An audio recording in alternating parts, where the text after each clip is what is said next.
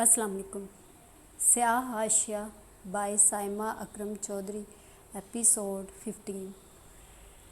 क्या कह रही हैं आप? मुन्ना ने उसकी बुड़बुड़ाहट गौर से नहीं सुनी थी। वो उसके पास आकर खड़ी हो गई। क्या हुआ दीना बाजी? उसने दीना के चेहरे पर फैले कर्ब को महसूस किया। पहली दफ़ा अब्दुल्ला की तस्वीर देखकर दिल में किसी हलचल का एहसास नहीं हुआ मुझे। अदीना ने अपनी हमराज के सामने अपने दिल का राज अफशा किया। ऐसा नहीं है अदीना बाजी। मुन्ना मुस्कुराई तो अदीना ने उलझकर उसका चेहरा देखा। जब इंसान किसी दुख या गम पर बेतहाशा रो लेता है ना, तो उसके दिल को सब्र आ जाता है शायद। मुन्ना ने उसे मुतमईन करने की कोशिश की। तुम गलत कह रही हो मुन्ना। उसने फ़ौरन ही तरदीद की। क्या मतलब? मुन्ना ने ताज्जुब अंगेज़ अंदाज में उसकी तरफ देखा, जो अब्दुल्ला की तस्वीर हाथ में पकड़े किसी बुत की तरह साकत थी।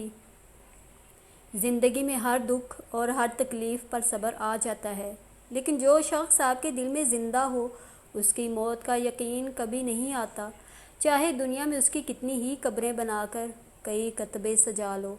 उसकी याद में इतनी ताकत और सलाहियत होती है कि वो दिल की बंजर ज़मीन पर लगी किसी वीरान शाख पर भी कोंपल बनकर फूट पड़ती है, और उसको भुलाने के सारे दावे फ़िज़ा में धुआं बनकर तहलील हो जाते हैं। अदीना का लहजा सोगवार और आंखें जल रही थी। वो जो बहुत दिनों से ज़ब्त का बंद बांधे फिर रही थी, आज इस दुश्मने जान की तस्वीर देखकर फिर बेचैन हो गई थी। वो जान गई थी कि आने वाले 50 सालों में भी वो कोशिश करे तो अब्दुल्ला को अपने दिल से नहीं निकाल सकती थी। वो मौसम सरमा की कोई सर्द और अजीब सी रात थी। नीलम अपने गर्म लिहाफ में घुसी हुई बख्तावर को परेशान सी निगाहों से देख रही थी, जो बड़े संजीदा अंदाज में अपने बिस्तर पर अपना अटैची केस रखे पैकिंग में मसरूफ़ थी। उसके पास उसकी चीज़ों का ढेर लगा हुआ था। यार, क्या तुम वाकई सुबह अपने वालिदैन के साथ इस्लामाबाद जा रही हो? नीलम को न जाने क्यों यकीन नहीं आ रहा था। तुम्हें यकीन क्यों नहीं आ रहा? बख्तावर ने हैरान लहजे में पूछा। तुम कैसे इतनी आसानी के साथ हाशिम को बुलाकर फैसल से शादी कर सकती हो? कम अज़ कम नीलम को तो ये बात हज़म नहीं हो रही थी। इसके अलावा मेरे पास कोई ऑप्शन भी तो नहीं है। उसने अपने डॉक्यूमेंट्स का लिफाफा अलमारी से निकाला और एहतियात से सारी चीज़ें रखने लगी। तुम अपने सारे डॉक्यूमेंट्स क्यों लेकर जा रही हो? नीलम को उसकी ये हरकत अजीब लगी तो फ़ौरन ही इज़हार कर दिया, अब इनकी यहाँ ज़रूरत जो नहीं है। सो चाहा कि इस दफ़ा सारी गैर ज़रूरी चीज़ें घर छोड़ आऊँगी। हॉस्टल में सामान दिन ब दिन बढ़ता ही जा रहा है। बख्तावर ने एक गैर ज़रूरी सी वजाहत दी, जिसकी इस वक्त कतन कोई ज़रूरत नहीं थी। हाँ, कह तो तुम ठीक रही हो। नीलम ने उसकी बात का फ़ौरन ही यकीन कर लिया। तुमने हाशिम को बता दिया कि तुम कल अपने शहर जा रही हो? नीलम ने हल्का सा झिझक कर पूछा, तो एक फीकी सी मुस्कुराहट बख्तावर के चेहरे पर दौड़ गई। मैं तुम्हें इतनी जालिम लगती हूँ क्या? क्या मतलब? नीलम ने झट से लिहाफ एक साइड पर किया और फ़ौरन ही उठकर बैठ गई। उसे पहली दफ़ा एहसास हुआ था कि बख्तावर इतने सर्द मौसम में बग़ैर किसी स्वेटर और शाल के उसके सामने खड़ी पैकिंग कर रही थी। ऐसा लगता था जैसे वो मौसमों की शिद्दत से बेनियाज हो चुकी हो। तुम उसे बताए बगैर चली जाओगी क्या? नीलम ठीक ठाक परेशान हुई। बता दूंगी तो वो जाने थोड़ी देगा। बख्तावर अजीब से अंदाज से मुस्कुराई। लेकिन ये तो सख्त ज़्यादती है उसके साथ। नीलम ने हल्का सा एहतजाज किया। एक बात बताओ नीलम, बख्तावर ने अफसुर्दा लहजे में कहा। हाँ पूछो। नीलम बेताबी से गोया हुई। मोहब्बत के सफ़र में सारे खसारे लड़कियों के ही हिस्से में क्यों आते हैं? माँ बाप की इज़्ज़त का दामन थामे तो मोहब्बत दुहाई देने लगती है, और चाहत का हाथ थाम कर नई दुनिया बसाने निकल जाओ तो ज़माना जीने नहीं देता। आखिर ये लड़कियाँ क्या करें? उसने अपना एक सूट गोला सा बनाकर अटैची केस में फेंका। मेरे तो ख्याल में लड़कियों को इन मोहब्बतों के चक्कर में पड़ना ही नहीं चाहिए। नीलम फीके से अंदाज से मुस्कुराई। इसलिए कि बाज़ मोहब्बतें अपने दामन में सिवाय ज़िल्लत और रुसवाई के कुछ नहीं लाती। ماں باپ کی عزتوں کو قربان کر کے بسائے جانے والے گھر کبھی پائیدار نہیں ہوتے۔ نیلم کے نظریات بالکل پختہ اور کسی پتھر پر لکیر کی مانند تھے، چاہے ان عزتوں کا خراج ساری زندگی ہی دینا پڑے۔ ایک ناپسندیدہ شخص کو ساری زندگی کے لیے اپنے اوپر مسلط کرنا بھی تو آسان نہیں ہوتا۔ بختیار نے اور تیزی کے ساتھ پیکنگ کرنی شروع کر دی تھی۔ مجھے تو صرف اتنا پتہ ہے بختیار، جن بیٹیوں کے تعاقب میں ماں باپ کی دعائیں ہوں، ان کی قسمت میں اللہ نے کوئی آزمائش نہ لکھی ہو تو ان کے گھر بس ہی جاتے ہیں۔ دل کا سکون اور عزت و احترام کی رضا بہت قیمتی اور انمول چیزیں ہیں، جن کا احساس انسان کو زندگی گزارنے کے بعد ہی پتہ چلتا ہے۔ بختیار نے اس کو اپنی طرف سے سمجھانے کی پوری کوشش کی۔ میں تمہاری بات سے متفق نہیں ہوں۔ بختیار یہ جملہ صرف دل میں سوچ کر رہ گئی، کیونکہ لبوں پر لانے کی صورت میں ایک طویل بحث چھڑنے کا اندیشہ تھا، جو وہ اس وقت کرنے کی پوزیشن میں نہیں تھی۔ تمہارے کچھ پیسے تھے میرے پاس، اسے رکھ لو۔ بختیار نے 1000 کا نوٹ اپنے پرس سے نکال کر نیلم کی طرف بڑھایا۔ یار، اتنی جلدی کس بات کی ہے؟ واپس آ کر دینا۔ نیلم نے بے تکلفی سے کہا تو وہ بے بس انداز میں بولی، میں اپنے سر پر کوئی بھی بوجھ لے کر نہیں جانا چاہتی، اور قرض تو جتنی جلدی لوٹا دیا جائے اچھا ہوتا ہے۔ اس نے اپنی پیکنگ مکمل کر لی تھی۔ تم تو ایسے سارے معاملات کلیئر کر کے جا رہی ہو جیسے خدا نخواستہ واپس آنے کا کوئی ارادہ نہ ہو۔ نیلم کی بات پر اس کا دل بری طرح سے دھڑکا۔ ایسا ہو بھی تو سکتا ہے۔ بختیار کے ذو معنی انداز پر وہ چونکی۔ کیا مطلب ہے تمہارا؟ نیلم ٹھیک ٹھاک الجھن کا شکار ہوئی۔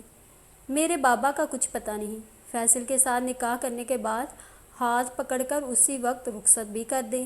بختیار نے ہلکے پھلکے انداز میں اسے ڈرایا۔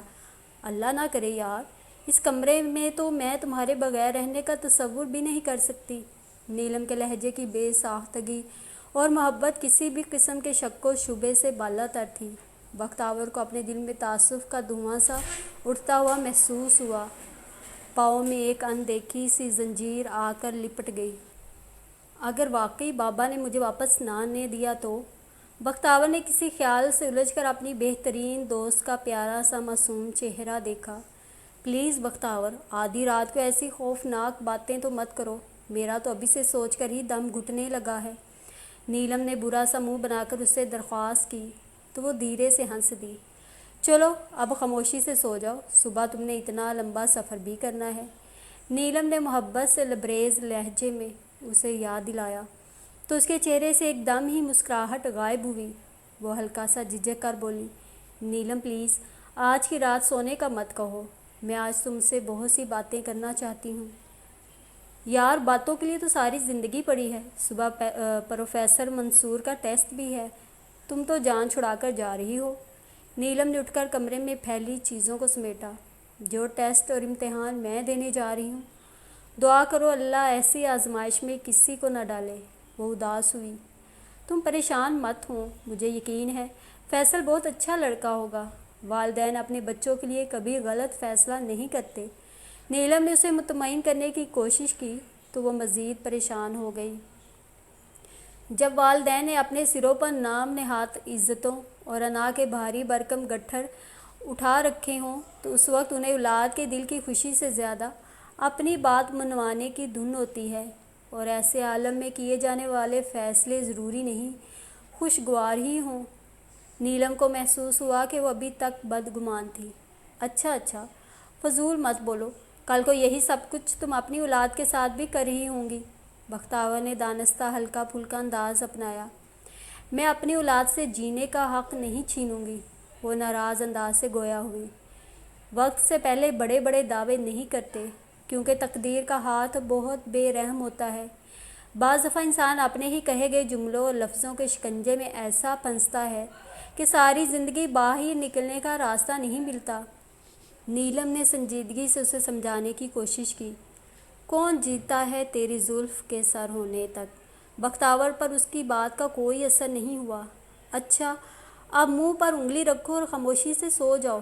نیلم کے لہجے میں ہلکی سی برہمی چھلکی اور اس نے جلدی سے کمرے کی لائٹ بند کر دی۔ سوچ لو، آج میرا منہ بند کروانے کی بڑی بھاری قیمت ادا کرنا پڑے گی تمہیں۔ بختیور نے شرارت سے اسے چھیڑا۔ مطلب کیا ہے تمہارا؟ وہ رات کے اندھیرے میں اس کے چہرے کے تاثرات تو نہیں دیکھ سکتی تھی، لیکن اتنا اندازہ ضرور تھا کہ وہ اس وقت بالکل بھی سنجیدہ نہیں تھی۔ ساری زندگی اس بات پر پچھتاؤ گی کہ آج کی رات میرا منہ کیوں بند کروایا تھا؟ بختیور کی آواز میں چھپی پوری سراریت نیلم کو اچھی خاصی الجھن میں مبتلا کر گئی۔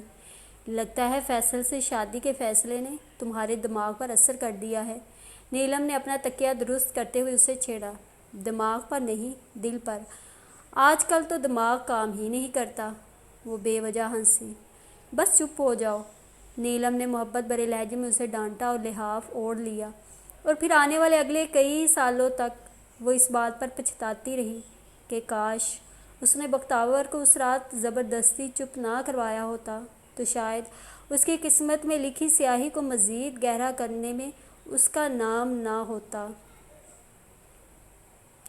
ارسم نے مجھ سے جھوٹ کیوں بولا؟ پچھلے 4 گھنٹوں سے اسی سوچ نے وریدہ کو کئی گھنٹے رلایا تھا۔ وہ جب بھی آنکھیں بند کرتی تو ارسم اور زرش کے ہنستے مسکراتے چہرے اس کے سامنے آ جاتے اور اس کا دل کا سارا سکون غارت ہو جاتا۔ وہ تو کہتا تھا کہ اس کا زرش سے کوئی رابطہ نہیں، لیکن دونوں کے درمیان موجود بے تکلفی تو بتا رہی تھی کہ یہ رابطہ تو کبھی منقطع ہی نہیں ہوا تھا۔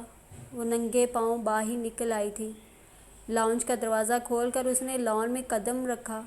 رات کے 12 بج رہے تھے اور سردیوں کی اس رات میں ہو کا عالم تھا۔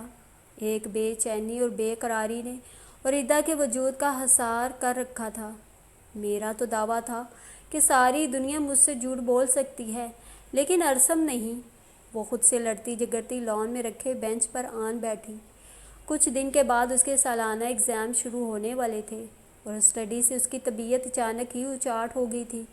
ابھی شام میں ہی ڈیٹ شیٹ دیکھتے ہوئے اس نے خود سے عزم کیا تھا کہ وہ پاپا، مہیر اور ارسم تینوں کو اچھے مارکس لے کر دکھائے گی۔ اس وقت اس کے سارے ارادے بربری ریت کی طرح ہاتھوں سے پھسل گئے تھے۔ دل کسی صورت بھی سنبھلنے کا نام نہیں لے رہا تھا۔ وہ ایک دفعہ پھر ٹہلنے لگی۔ ہاتھ میں پکڑے سیل فون پر اس کی گرفت مضبوط ہو گئی تھی۔ اس کا ارادہ تھا کہ وہ ارسم کو کال کر کے اسے ٹھیک ٹھاک سنائے گی اور جھوٹ بولنے پر اس کی خوب انسلٹ کرے گی، لیکن اب اس کا بدگمان دل ارسم کی آواز سننے کو بھی تیار نہیں تھا۔ اسی وقت اس کے ٹیکسٹ میسج کی ٹون بجی۔ اس نے بے تابی سے اپنا ان باکس کھولا۔ سامنے ہی ارسم کا اسمائلی کارٹون کے ساتھ چھوٹا سا پیغام اس کا منتظر تھا۔ ہائے لڑاکا بلی، کیا کر رہی ہو؟ اس نے دل پر پتھر رکھ کر پہلی دفعہ ارسم کے کسی ٹیکسٹ کو جواب دینے کی بجائے اسے ڈیلیٹ کر دیا تھا۔ وہ یوں ہی ننگے پاؤں چلتے ہوئے ارسم کے پورشن کی طرف چلی آئی۔ آنٹی بینش کے ٹیرس کا دروازہ کھلا اور وہ کسی سے سیل فون پر بات کرتی ہوئی باہر نکلی تھی۔ شاید کوئی سگنل پرابلم تھا۔ شاہانہ، کسی اچھی سی ڈاکٹر لڑکی کا رشتہ بتاؤ نا، جو میڈیکل کے پہلے سال میں ہو۔ پرجوش انداز سے ان کی آواز بلند ہوئی۔ رات کے سناٹے میں ان کی آواز وریدہ کی سماعتوں تک بھی پہنچی۔ وہ ٹھٹک کر ان کے ٹیرس کے نیچے ہی کھڑی ہو گئی۔ ارے بابا، کس کے لیے سے تمہاری کیا مراد ہے؟ میں ارسم کی بات کر رہی ہوں۔ وہ کھلکھلا کر ہنسی۔ وریدہ کو اپنے دل پر منو وزن گرتا ہوا محسوس ہوا۔ اس کا بھی میڈیکل کا پہلا سال ہے۔ اچھا ہے نا، اس کی توجہ کہیں اور نہیں بھٹکے گی۔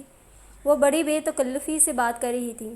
ویسے بھی لڑکوں کے پیروں میں جتنی جلدی زنجیریں ڈال دی جائیں بہتر رہتا ہے۔ دوسری جانب موجود خاتون کی بات سننے کے لیے وہ کچھ لمحے چپ ہوئی اور اگلے ہی لمحے وہ بلند آواز میں دوبارہ گویا ہوئی۔ بس تم فوراً پاکستان پہنچو اور اس بچی کی والدہ سے بات کر کے مجھے بتاؤ۔ بھئی میرا اپنا بیٹا لائق فائق ہے، اس کے لیے کوئی نالائق اور BA پاس لڑکی تو اٹھا کر نہیں لا سکتی نا۔ وریدہ کو نہ جانے کیوں لگا تھا جیسے انہوں نے اس پر طنز کیا ہو، حالانکہ وہ تو رات کے اس پہر اپنے ٹیرس کے نیچے اس کی موجودگی کا سوچ بھی نہیں سکتی تھی۔ وریدہ کا دل بھر آیا۔ پھر پتہ نہیں کیا سوچ کر اس نے اپنے آنسو اندر ہی نگل لیے۔ مجھے اب نہیں رونا، بس سردیوں کی اس رات ننگے پاؤں لان کی گھاس پر چلتے ہوئے پہلی دفعہ اریدا نے کوئی عہد اپنے آپ سے کیا تھا، مجھے کسی سے محبت کی بھیک بھی نہیں مانگنی۔ دوسرا وعدہ بھی اس نے اپنے آپ سے بہت دل سے کیا تھا۔ وہ اب خاموشی سے لان میں رکھی کرسیوں میں سے ایک پر بیٹھ گئی۔ وہ خود احتسابی کی ایک ایسی کڑی رات تھی جس کے بعد اریدا کو ایک نئی شکل کے ساتھ دنیا والوں کا سامنا کرنا تھا۔ آسمان سے گرتی شبنم نے اس کے دل پر لگی بہت سی کائی کو صاف کر دیا تھا۔ اس نے خود ترسی اور بے چارگی کی چادر کو اتار کر شیشم کے درخت کے نیچے دفن کر دیا۔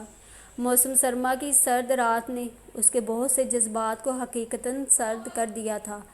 تم پاگل تو نہیں ہوگی ہو جو 24 گھنٹے پڑتی رہتی ہو؟ بڑی اماں سرسوں کا تیل ایک بڑے پیالے میں ڈال کر اسے دبوچ کر بیٹھ گئی تھی۔ وہ آج کافی دنوں کے بعد ان کے ہاتھ لگی تھی۔ بڑی اماں پلیز میرا ٹائم مت ضائع کریں۔ وہ بایولوجی کی کتاب پر جھکی ناراضی سے گویا ہوئی۔ اس کا یہ جملہ اندر داخل ہوتے ارسم نے بخوبی سنا تھا۔ وہ پچھلے 15 دن سے اس سے دل ہی دل میں خفا تھا، کیونکہ اریدا کا سیل فون اتنے دن سے پاورڈ آف تھا اور گھر کے PTCL فون پر پڑھائی کرنے کا بہانہ کر کے وہ 2 منٹ کے بعد ہی غائب ہو جاتی تھی۔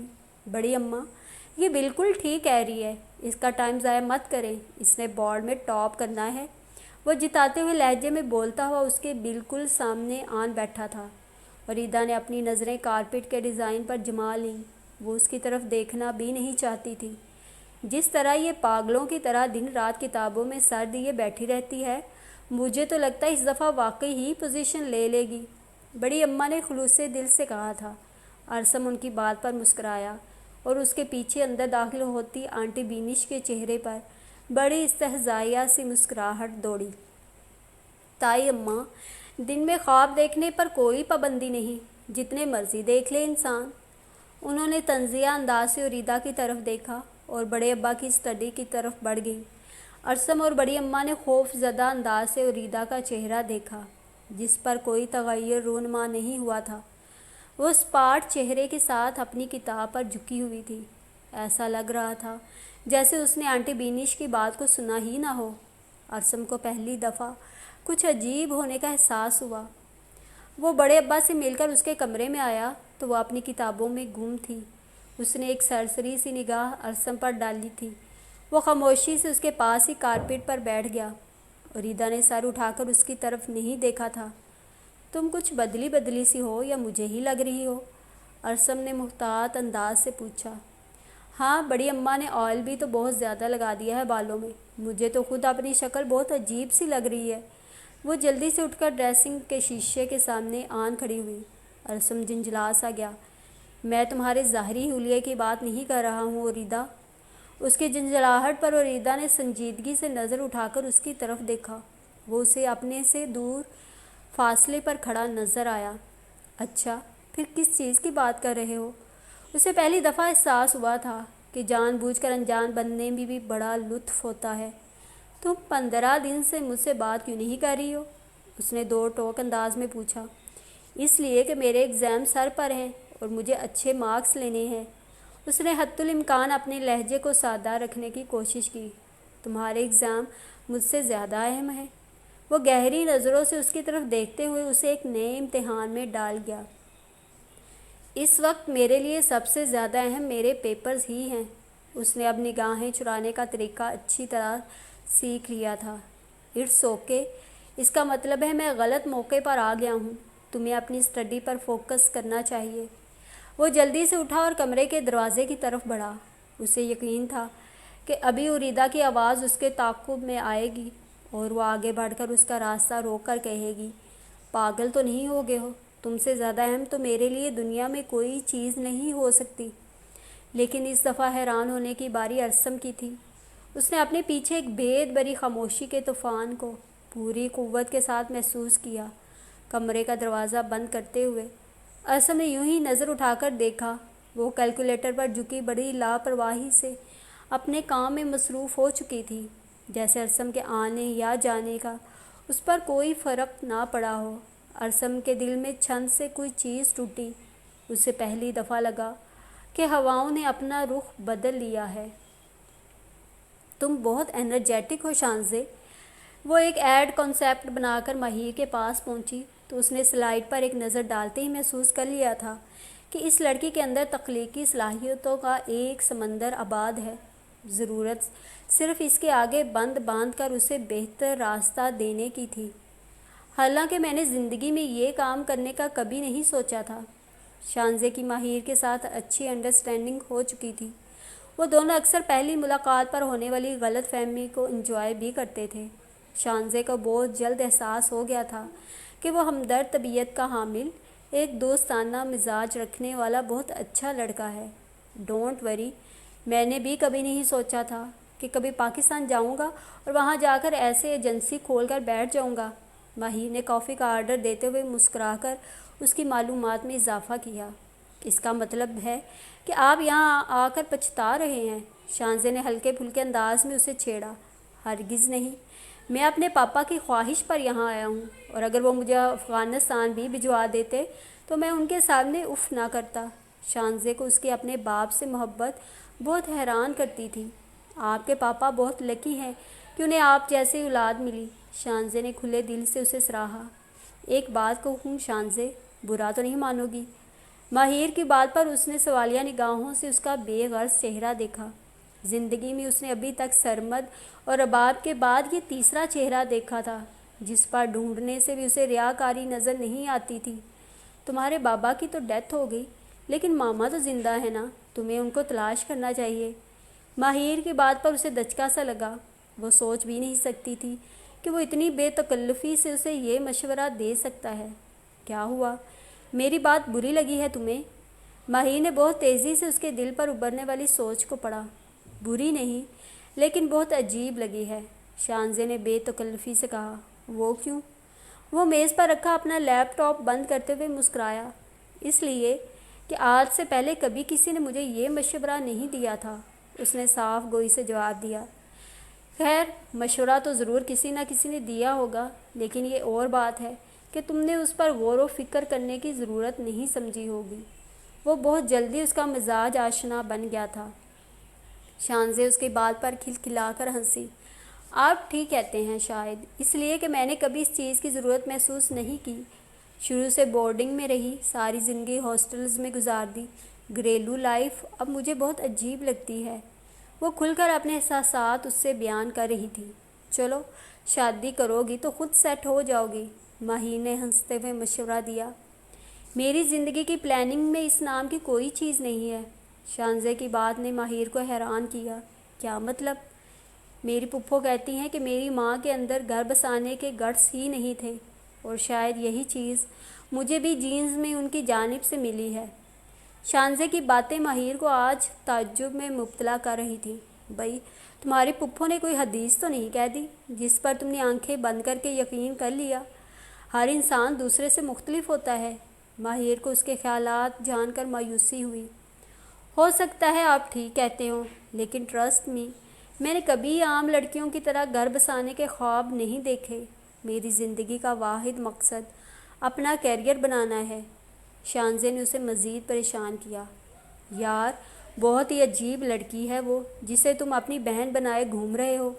شام کو سرمد اسے ملنے آیا تو ماہر کا شکوہ سن کر بے ساختہ ہنس پڑا۔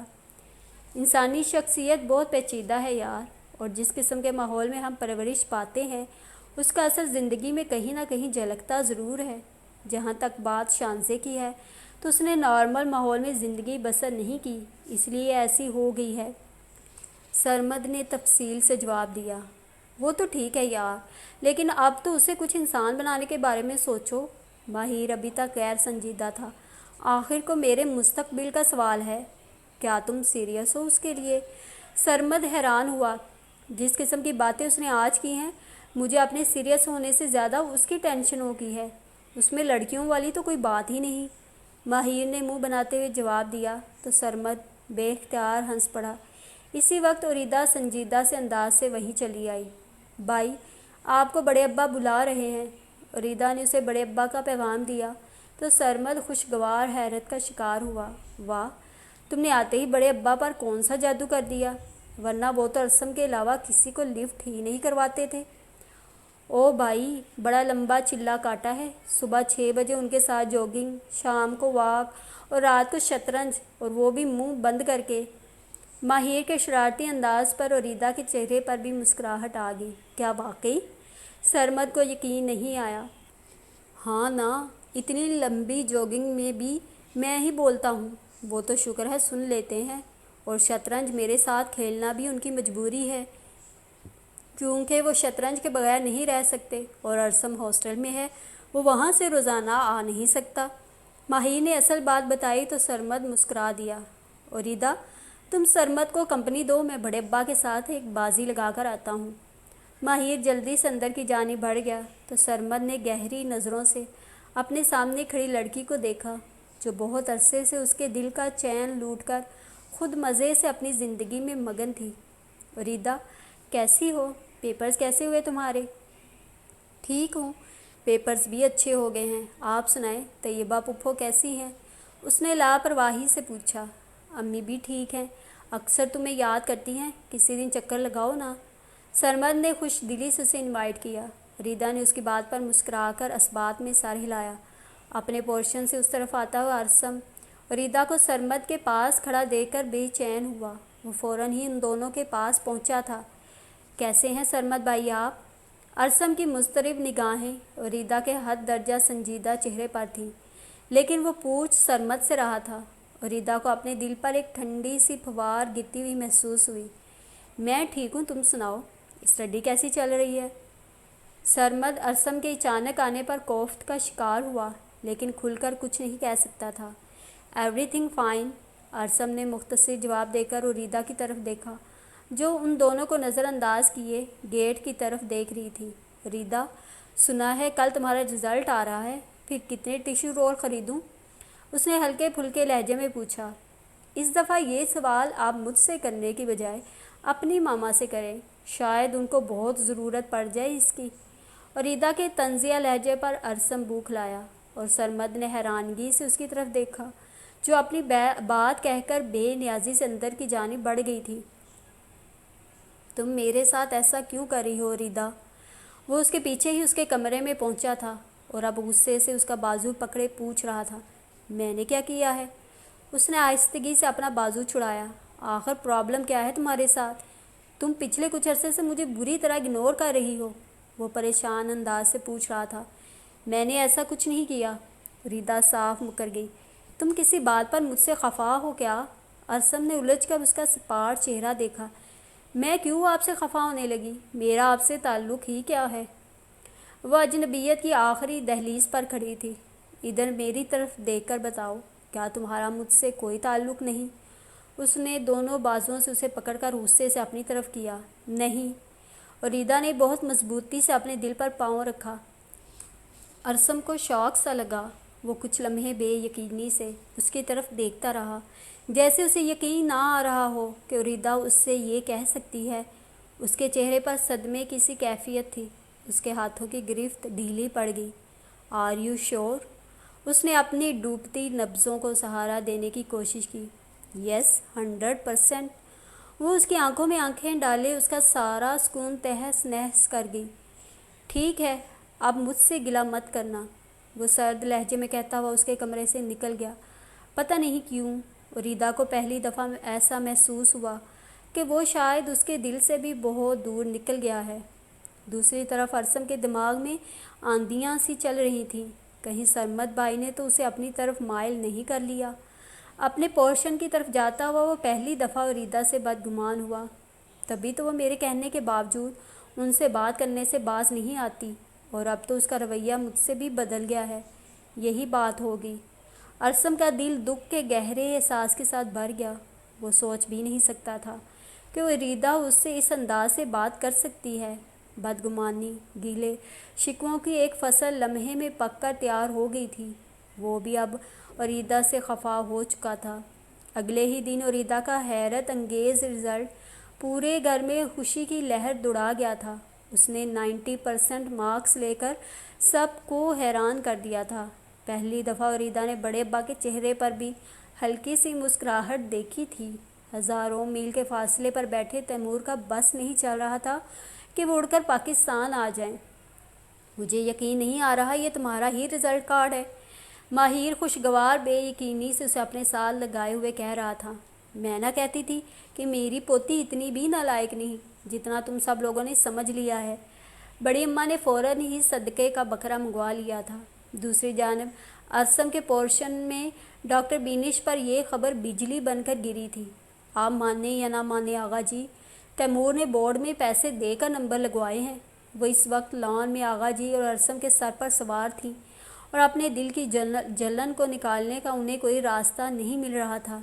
ارے اس نے نمبر لگوانے ہوتے تو میٹرک میں نہ لگوا دیتا، اس دفعہ تو واقعی ریدا نے محنت کی ہے۔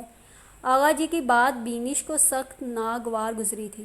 انہوں نے چبھتی ہوئی نگاہوں سے اس کے بالکل برابر خاموش بیٹھے ارسم کو دیکھا۔ کہیں تم جا کر تو اسے نہیں پڑھاتے رہے؟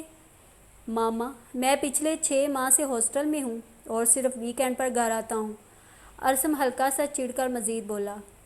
اس دفعہ تو نہیں، ہاں میٹرک میں ضرور پڑھایا تھا میں نے اسے، تب تو اس نے کوئی خاص پرفارمنس نہیں دکھائی تھی۔ تو اب کیا راتوں رات ذہانت آسمان سے برس پڑی ہے اس پر؟ مجھے تو یقین ہے اندر کھاتے کوئی اور ہی گیم ہے۔ بینش حسد کی آگ میں بری طرح جھلس رہی تھی اور ان کی باتیں ارسم کو ناگوار گزر تو رہی تھیں، لیکن ان کے سامنے اریدا کی حمایت کرنا اپنے پیروں پر خود کلہاڑی مارنے کے مترادف تھا، اس لیے وہ دانستہ خاموش ہی رہا۔ میرا تو خیال ہے اس دفعہ بچی نے خود کافی ہمت کی ہے، میں نے خود کئی دفعہ اسے گھنٹوں پڑھتے ہوئے دیکھا ہے۔ بینش کے سامنے کلمہ حق کہنے کی جرأت آغا جی ہی کر سکتے تھے اور انہوں نے ہی کی تھی۔ رہنے دیں آغا جی، سب جانتی ہوں میں۔ انہوں نے بیزاری سے ناک سے مکھی اڑائی۔ تو ماما، آپ کو کیا پرابلم ہے؟ وہ ٹاپ کرے یا فیل ہو؟ ارسم نے دانستہ لاپرواہ انداز اپنایا۔ تم تو چپ ہی رہو۔ انہوں نے فوراً ہی اسے جاڑا۔ ارسم کا چہرہ سرخ ہوا۔ ویسے خیر ہے، تم آج کامیابی کے جشن میں شریک ہونے نہیں گئے، ابھی تک یہیں بیٹھے ہو، اس وقت تو تمہیں وہیں ہونا چاہیے تھا۔ بینش کا استہزائیہ انداز ارسم کو بہت برا لگا۔ وہ جھٹکے سے اٹھا اور لان سے نکل کر اپنے پورشن کی طرف بڑھ گیا۔ بینش، تم ہمیشہ ارسم کے ساتھ زیادتی کرتی ہو۔ آغا جی کو بھی اس دفعہ غصہ آ گیا۔ ایسا کیا کہہ دیا ہے میں نے اسے جو اتنا زیادہ اوور ری ایکٹ کر رہا ہے وہ؟ بینش نے اپنی غلطی ماننا تو سیکھا ہی نہیں تھا۔ تمہارا یہ جذباتی پن کسی دن بہت بڑے نقصان کا باعث بنے گا۔ آج تم میری یہ بات لکھ لو۔ آغا جی کا لہجہ سرد لیکن لفظوں کا چناؤ پھر بھی بہتر تھا۔ وہ متحمل انداز سے اریدا کے پورشن کی طرف بڑھ گئے۔ بینش پاؤں پٹکتی ہوئی اپنے کمرے کی طرف چلی گئی۔ اریدا کا آج کا دن بہت ہی اچھا گزرا تھا۔ بڑی اماں کے ساتھ ساتھ بڑے ابا نے بھی اسے مبارکباد دے کر حیران کر دیا تھا۔ آغا جی نے تو اسے مبارکباد کے ساتھ ساتھ انعام میں فوراً 5,000 بھی نکال کر تھما دیے تھے۔ طیبہ پھپھو سرمد کے ساتھ مٹھائی کا بڑا سا ٹوکرا لے کر پہنچ گئی تھی۔ سب نے ہی اسے وش کیا تھا، لیکن ارسم کی طرف سے ایک چھوٹا سا ٹیکسٹ تک نہیں آیا تھا۔ وہ نہ چاہتے ہوئے بھی اس کے میسج کی منتظر تھی، لیکن دوسری جانب اس دفعہ بالکل خاموشی تھی، ایسی خاموشی جو کسی بڑے طوفان کا پیش خیمہ ثابت ہو سکتی تھی۔ اریدا نے رات میں کئی دفعہ اٹھ کر اپنے سیل فون کی اسکرین کو چیک کیا تھا۔ دنیا جہان کے میسج آ چکے تھے، لیکن جس پیغام کی وہ منتظر تھی اسے بھیجنے والا اس سے روٹھ چکا تھا۔ صبح فجر کی اذانوں کے ساتھ ہی اریدا نے اٹھ کر نماز پڑھی اور پھر سیل فون اٹھا کر ارسم کا نمبر ڈیلیٹ کر دیا، لیکن وہ بھول گئی تھی کہ نمبر ڈیلیٹ کرنے سے دل پر لکھے ہوئے نام کبھی نہیں مٹتے۔ آپا صالحہ کو مسلسل ہلکا ہلکا بخار رہنے لگا تھا۔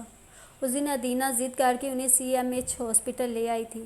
ایک اچھے فزیشین کو دکھا کر کچھ ٹیسٹ لکھوا لیے تھے اور اب آپا کو ویٹنگ روم میں بٹھا کر ادینہ ان کی رپورٹس لینے کے لیے لیب کی طرف نکلی تھی۔ آخر آپا کو کیا بیماری ہے؟ وہ اپنی سوچوں میں الجھی ہوئی کوریڈور مڑتے ہوئے سامنے سے آتے ہوئے ارسم سے بری طرح ٹکرائی، جو اس وقت اپنے بڑے ابا سے ملنے کے لیے آیا تھا، جو صبح چند گھنٹوں کے لیے اس ہاسپٹل میں بھی بیٹھتے تھے۔ وہ جیسے ہی ادینہ سے ٹکرایا، ادینہ کے ہاتھوں سے دوائیوں کا لفافہ پھسلا اور کوریڈور پر ٹائلوں کے فرش پر پوری قوت سے گرا اور ایک سیرپ کی بوتل ٹوٹ گئی۔ اوہ، آئی ایم سو سوری۔ ارسم بری طرح گھبرا سا گیا تھا۔ مائی گاڈ! ادینہ اسے چھوڑ کر اپنے میڈیسن والے شاپر کی طرف متوجہ ہوئی۔ سیرپ نے باقی ساری دوائیوں کا بھی بیڑا غرق کر دیا تھا۔ آپ دھیان سے نہیں چل سکتے تھے؟ وہ اب ارسم پر برس پڑی، جو سفید اوور آل پہنے ہوئے شرمندہ سا کھڑا تھا۔ اتنا تو ادینہ کو بھی اندازہ ہو گیا تھا کہ وہ میڈیکل کا اسٹوڈنٹ ہے، لیکن اس وقت وہ بری طرح غصے میں آ چکی تھی اور کسی بھی قسم کی رعایت دینے کے قطعاً موڈ میں نہیں تھی۔ ریئلی سوری، میں نے واقعی آپ کو نہیں دیکھا، ارسم نے خفت زدہ انداز میں وضاحت دی۔ ایسا کریں، پہلی ہی فرصت میں کسی اچھے آپتھمالوجسٹ کو چیک کروائیں۔ اس نے جھک کر اپنی میڈیسن اکٹھی کرنا شروع کی۔ ارسم بھی شرمندگی سے اس کا ساتھ دینے لگا۔ بس رہنے دیں آپ، یہ فارمیلٹی پوری کرنے کی ضرورت نہیں۔ ادینہ کو نہ جانے کیوں غصہ آ رہا تھا۔ ارسم بوکھلا کر کھڑا ہو گیا۔ میں بہت شرمندہ ہوں، میری وجہ سے آپ کا اتنا نقصان ہو گیا۔ آپ میرے ساتھ چلیں، میں آپ کو یہ سب دوبارہ پرچیز کر دیتا ہوں۔ ارسم نے اپنی خفت مٹانے کے لیے کھلے دل سے آفر کی۔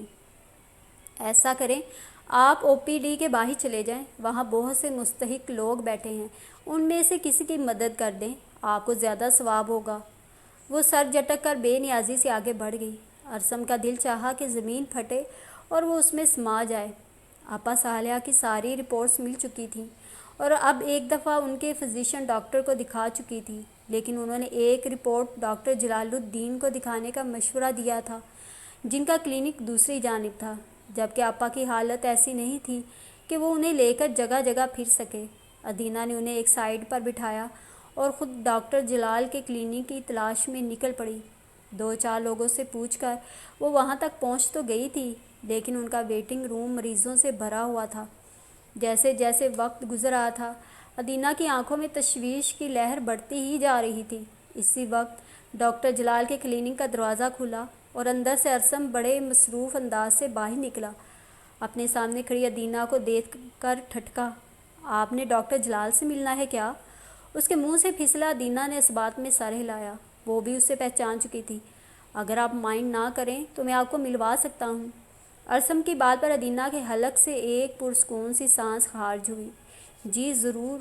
اس نے اپنا سارا غصہ اور انا ایک سائیڈ پر رکھی۔ ویسے بھی اتنی سی دیر میں اسے اندازہ ہو چکا تھا کہ سارا قصور اس کا نہیں تھا۔ وہ خود بھی تو آنکھیں بند کیے ہوا کے گھوڑے پر سوار تھی، اس لیے اس کے ساتھ ٹکرا گئی تھی۔ آ جائیں۔ ارسم نے بے تکلفی سے اسے اشارہ کیا۔ وہ ہلکا سا جھجک کر اس کے پیچھے ہی ڈاکٹر کے کمرے میں داخل ہوئی۔ سامنے بڑی پروقار سی شخصیت کے حامل ڈاکٹر جلال کو دیکھ کر ادینہ کو عجیب سا احساس ہوا۔ وہ بھی ارسم کے ساتھ ایک لڑکی کو دیکھ کر ہلکا سا چونکے۔ بڑے ابا، یہ میری ایک کلاس فیلو کی کزن ہیں، شاید کچھ کنسلٹیشن کی ضرورت ہے انہیں۔ وہ بے تکلفی سے بولتا ہوا ادینہ کو سخت حیران کر گیا۔ وہ تو سوچ بھی نہیں سکتی تھی کہ اس لڑکے کا سامنے بیٹھے ایک موسٹ سینئر ڈاکٹر کے ساتھ ایسا بھی رشتہ ہو سکتا ہے۔ جی، یہ ایک رپورٹ چیک کروانی تھی، مجھے ڈاکٹر جواد نے آپ کے پاس بھیجا ہے۔ ادینہ نے جھٹ سے آپا صالحہ کی ایک رپورٹ ان کی طرف بڑھائی۔ انہوں نے میز پر رکھا ایک نفیس سا چشمہ اٹھا کر آنکھوں پر لگایا اور ادینہ کو بیٹھنے کا اشارہ کیا۔ پیشنٹ خود کہاں ہیں؟ انہوں نے بغور رپورٹ کا جائزہ لے کر ادینہ کی طرف دیکھا، جو اس وقت کچھ پریشان سی دکھائی دے رہی تھی۔ جی، وہ ڈاکٹر جواد کے کلینک میں ہیں، انہیں ٹمپریچر تھا اس لیے یہاں نہیں آئیں۔ ادینہ نے فوراً ہی وضاحت دی۔ ٹھیک ہے، میں نے کچھ مزید ٹیسٹ لکھ دیے ہیں، بہتر ہے کہ آپ شوکت خانم سے کروا لیں اور انہیں کسی اچھے انکولوجسٹ کو دکھائیں۔ ڈاکٹر جلال کی بات پر ادینہ کے پیروں سے زمین نکلی۔ ڈاکٹر صاحب، کیا کوئی خطرے کی بات ہے؟ ادینہ نے بوکھلا کر پوچھا۔ دیکھیں بیٹا، شوکت خانم کی رپورٹ سے پہلے میں کچھ کہنا مناسب نہیں سمجھتا۔ بہتر ہوگا کہ آپ ٹیسٹ کروا کر ایک دفعہ چیک کروا لیں، پھر آگے کچھ بات ہو سکے گی۔ ڈاکٹر جلال کے لہجے کی سنجیدگی پر ادینہ کا دل کسی انہونی کے احساس سے دھڑکا۔ اس نے اپنے حلق میں موجود آنسوؤں کے گولے کو بمشکل نگلا اور سر ہلاتی ہوئی اٹھی۔ ارسم بھی اس کے پیچھے لپکا۔ سنیں، اگر آپ کہتی ہیں تو میرے ایک فرینڈ کے فادر شوکت خانم میں ہیں، میں وہاں بھی آپ کی ہیلپ کر سکتا ہوں۔ ادینہ نے پہلی دفعہ رک کر اس مہربان سی شخصیت کے حامل لڑکے کو دیکھا۔ اسے پہلی دفعہ یہ احساس ہوا جیسے اللہ نے اسے غیبی مدد کے طور پر اس کے پاس بھیجا ہو۔ آپ کا نام؟ ادینہ نے خود کو سنبھالتے ہوئے اس کا نام پوچھا تھا، جسے آج قسمت بار بار اسے ملوا رہی تھی۔ ارسم جاوید، میں میڈیکل کا اسٹوڈنٹ ہوں. ابھی آپ جن کے پاس گئی تھیں یہ میرے بڑے ابا ہیں اور میری مدر بہت اچھی گائناکولوجسٹ ہیں. وہ بڑی سنجیدگی سے اپنا تعارف کروا رہا تھا. مجھے ادینہ احمد کہتے ہیں. کچھ ماہ پہلے میں بھی میڈیکل کی اسٹوڈنٹ تھی لیکن پھر کچھ وجوہات کی بنا پر چھوڑ دیا. اب نیکسٹ ایئر دوبارہ ایڈمیشن لوں گی. ادینہ نے بھی تعارف کی رسم نبھائی تو وہ چونک گیا. وہ دونوں چھوٹی چھوٹی باتیں کرتے ہوئے اس جانب بڑھنے لگے جہاں آپا صالحہ موجود تھی. ادینہ کو کسی لڑکے کے ساتھ باتیں کرتے ہوئے آتا دیکھ کر آپا صالحہ ہلکی سی کوفت کا شکار ہوئی. وہ اسے لے کر سیدھی انہی کے پاس آئی تھی. آپا صالحہ کو اپنا سر ہلکا ہلکا سا گھومتا ہوا محسوس ہوا. امی، یہ ارسم ہیں، میڈیکل اسٹوڈنٹ ہیں. ان کے بڑے ابا کو آپ کی رپورٹس چیک کروائی ہیں میں نے، وہ بہت اچھے فزیشین ہیں. ادینہ نے آپا صالحہ کے چہرے پر پھیلی ناگواری کو محسوس کرتے ہوئے ہی فوراً تعارف کروایا. السلام علیکم آنٹی. آپا صالحہ نے چونک کر سامنے کھڑے لڑکے کی آنکھوں کو دیکھا. اس کی آنکھوں کی ساخت اور شباہت انہیں کسی سے ملتی ہوئی محسوس ہوئی. انہوں نے صرف سر ہلا کر اس کے سلام کا جواب دیا تھا. ادینہ، گھر کب چلنا ہے؟ آپا صالحہ کو اپنی رپورٹ سے کوئی دلچسپی نہیں تھی. چلتے ہیں امی، لیکن آپ کے ابھی کچھ اور ٹیسٹ بھی ہوں گے. ادینہ نے محتاط انداز میں انہیں آگاہ کیا. وہ کہاں ہوں گے؟ آپا صالحہ کوفت کا شکار ہوئیں. اس کے لیے ہمیں لاہور میں شوکت خانم ہاسپٹل جانا ہوگا. ادینہ کی بات پر آپا صالحہ کے چہرے کی رنگت متغیر ہوئی. کیا ابھی؟ نہیں آنٹی، ابھی نہیں. وہ ادینہ کے بولنے سے پہلے ہی گویا ہوا. تو کب؟ وہ اچھی خاصی پریشان ہوئی. میں ایک پروفیسر صاحب سے وہاں ٹائم لے لوں، آپ لوگ تب جائیے گا. وہ میرے بہت اچھے دوست کے فادر ہیں. وہ متانت برے انداز سے بولتا ہوا آپا صالحہ کو ہلکا سا متاثر کر ہی گیا. انہوں نے پہلی دفعہ اسے غور سے دیکھا. وہ انہیں خاصا سلجھا ہوا شریف سا لڑکا لگا تھا. شوکت خانم سے ٹیسٹ کروانے کو کیوں کہا ہے؟ آپا صالحہ کو ہلکی سی تشویش لاحق ہوئی. آنٹی، ایسی کوئی سیریس بات نہیں ہے، بس ڈاکٹرز اپنی تسلی کے لیے بھی کچھ ٹیسٹ کرواتے ہیں نا. یوں سمجھے جسٹ ایک فارمیلٹی ہے. اس نے اتنی لاپرواہی سے آپا صالحہ کو کہا تھا کہ ادینہ کو اپنا آپ بڑا ہلکا پھلکا سا محسوس ہوا، ورنہ اس وقت سے اسے اپنی جان سولی پر لٹکی ہوئی محسوس ہو رہی تھی کہ وہ آپا کو کس طرح سے مطمئن کرے گی. ڈاکٹر ادینہ، یہ میرا سیل نمبر ہے، آپ مجھ سے کانٹیکٹ کر لیجئے گا. انشاءاللہ آپ کا پرابلم حل ہو جائے گا. وہ ادینہ سے مخاطب تھا لیکن آپا صالحہ بڑے چوکنے سے انداز سے اس پر نظریں جمائے وہاں کھڑی تھیں. انہوں نے ادینہ کے ہاتھ بڑھانے سے پہلے ہی اپنا ہاتھ بڑھا کر اس کے نمبر والی چٹ پکڑ لی. ادینہ اور ارسم دونوں نے ہی حیرانگی سے ان کی اس حرکت کو دیکھا. ارسم کو احساس ہوا کہ اس کی والدہ اس کی موجودگی میں خاصی پریشان سی دکھائی دے رہی ہیں. تبھی وہ اختتامی دعائیہ الفاظ کہہ کر فوراً ہی وہاں سے کھسک گیا. تمہارا کوئی کلاس فیلو تھا کیا؟ آپا صالحہ کا دماغ بخار میں بھی خوب چل رہا تھا. ہاں، ادینہ نے مصلحتاً ان سے جھوٹ بولا تو وہ ایک دم چپ سی کر گئیں. میڈیکل کے پہلے سال میں ہے کیا؟ جی، ادینہ نے بھی تکا لگا کر جواب دیا.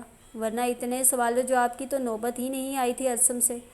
تم نے بلایا تھا اسے یا وہ خود ہی آیا تھا یہاں؟ آپا صالحہ کی نہ جانے کیوں تسلی نہیں ہو پا رہی تھی. میں نے بلایا ہوتا تو میرے پاس پہلے سے اس کا سیل نمبر ہوتا، وہ اس وقت آپ کے سامنے نہ دے رہا ہوتا. ادینہ کے لہجے میں موجود بیزاری کو محسوس کر کے آپا صالحہ ایک دم ہی چپ کر گئیں. ادینہ کی بات میں دم تو تھا، اچھا لڑکا تھا. آپا صالحہ کے مثبت کمنٹس پر ادینہ حیرانگی کے اظہار کے طور پر چلتے چلتے رکی. آپا صالحہ نے تعجب انگیز نگاہوں سے اس کی طرف دیکھا. کیا ہوا؟ کچھ نہیں، کبھی کبھی آپ بہت عجیب باتیں کر جاتی ہیں. ادینہ نے ہاسپٹل کے مین گیٹ کی طرف جاتے ہوئے برا سا منہ بنایا. آپا صالحہ اس کے ناک چڑھانے پر نہ چاہتے ہوئے بھی مسکرا دیں، لیکن اس دفعہ وہ خاموش رہیں. ارسم کی آنکھوں نے انہیں الجھن میں ڈال رکھا تھا. نیلم تو کبھی سوچ بھی نہیں سکتی تھی کہ اس رات کے بعد نکلنے والا سورج اس کے لیے مصائب، پریشانیوں اور صدمات کا ایک لامحدود سا طوفان لیے طلوع ہوگا. صبح اس نے ڈپارٹمنٹ جاتے ہوئے بختاور کو نہیں اٹھایا تھا. اسے معلوم تھا کہ اسے شام کو اپنے پیرنٹس کے ساتھ جانا ہے. وہ معمول کے مطابق اپنی کلاسز لینے کے لیے نکل کھڑی ہوئی تھی. دوپہر کو 2 بجے جب وہ کیمپس سے ہاسٹل پہنچی تو کمرے کے دروازے کے باہر ایک چھوٹی سی چٹ لگی ہوئی تھی جس پر بختاور نے بڑی عجلت میں ایک فقرہ لکھا ہوا تھا. میں جا رہی ہوں، تم اپنا بہت سا خیال رکھنا۔ نیلم کو یہ جملہ پڑھ کر عجیب سا احساس ہوا۔ وہ اپنے کمرے کا دروازہ کھول کر اندر داخل ہوئی۔ اسے بختیور کے بغیر کمرہ کاٹ کھانے کو دوڑ رہا تھا۔ وہ خاموشی سے اپنے بیڈ پر بیٹھ گئی۔ نہ جانے کیوں آج کھانا کھانے کو بھی دل نہیں کر رہا تھا۔ وہ کمبل اوڑھ کر لیٹ گئی۔ نہ جانے کب اس کی آنکھ لگ گئی۔ شام 5 بجے کسی نے اس کا دروازہ بجا کر اسے گیسٹ کے آنے کی اطلاع دی۔ بختیور کے پیرنٹس آئے ہیں اسے لینے۔ ساتھ والے کمرے کی فاخرہ اسے اطلاع دے کر آگے بڑھ گئی۔ بختیور کو لینے؟ نیلم کا دماغ بک کر کے اڑا، لیکن وہ تو شاید دوپہر میں ہی چلی گئی تھی۔ نیلم نے جلدی جلدی چپل پہنی اور تیزی سے سیڑھیاں اتر کر گیٹ کے پاس بنے گیسٹ روم میں پہنچی، جہاں بختیور کے والدین کھڑے اس کا انتظار کر رہے تھے۔ اسے اکیلا آتے دیکھ کر دونوں نے ایک دوسرے کی طرف پریشانی سے دیکھا۔ بیٹا بختیور کہاں ہے؟ ہم لوگ اسے لینے آئے ہیں۔ اس کی والدہ نے فکر مند انداز سے نیلم کا خاص باختہ چہرہ دیکھا۔ آنٹی میں تو کیمپس گئی ہوئی تھی، واپس آئی تو بختیور یہ چٹ دروازے پر لگا کر جا چکی تھی۔ میں سمجھی آپ لوگوں کے ساتھ گئی ہے۔ نیلم نے منہ کھلا کر انہیں اطلاع دی۔ اس کے منہ سے نکلنے والی اس فقرے کو سن کر بختیور کے والدین کا دماغ بک کر کے اڑا۔ کون سی چٹ؟ بختیور کی والدہ نے نیلم کے ہاتھ سے جھپٹا مار کر کاغذ کا ٹکڑا چھینا۔ وہ پھٹی پھٹی نگاہوں سے اس کی طرف دیکھ رہی تھی۔ وہ اپنی بیٹی کی ہینڈ رائٹنگ کو بہت اچھی طرح پہچانتی تھی۔ یہ بختیور کی ہی لکھائی تھی۔ اس کا مطلب ہے تمہاری بیٹی اس خبیث لڑکے کے ساتھ نکل گئی ہے۔ بختیور کے والد بولے نہیں، پھنکارے تھے۔ ان کی آنکھوں سے چنگاریاں سی نکل رہی تھیں۔ ایسا لگتا تھا جیسے وہ نیلم کو بھی کھڑے کھڑے جلا کر بھسم کر ڈالیں گے۔ وہ اسی ہاشم کے ساتھ گئی ہے نا؟ بختیور کی والدہ صدمے سے بھرے انداز سے گویا ہوئیں۔ نیلم کو پہلی دفعہ اپنے پیروں کے نیچے سے زمین کھسکتی ہوئی محسوس ہوئی۔